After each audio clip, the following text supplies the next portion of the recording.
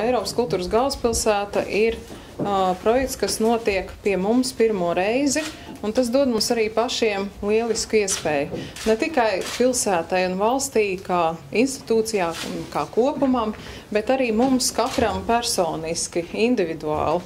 Un tieši tāpēc arī mūsu sauklis Tu un Tagad ir domāts tam, ne tikai, lai tas būtu komunikācijas līdzeklis, bet arī, lai mēs katrs aizdomātos par tām vērtībām, kas mums ir svarīgas, un par to, kāds mēs katrs šajā laikā un laikmetā esam.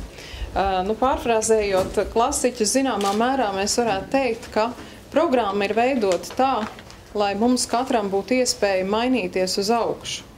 Vai nu apgūt jaunas prasmes, vai pārdzīvot kādu emocionālu pārdzīvojumu, kas mums sniedz iedvesmu pašiem sasniegt atkal kaut ko jaunu un sev pilnveidot.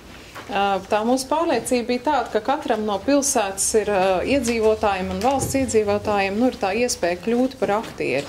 Mēs vismaz esam centušies darīt tā, lai mūsu programma dot arī katram iedzīvotājiem iespēju apjaust, ka viņš var būt radošs, ka viņš var būt mākslinieks un iesaistīties šajos unikālajos vēsturiskajos kultūras notikumos.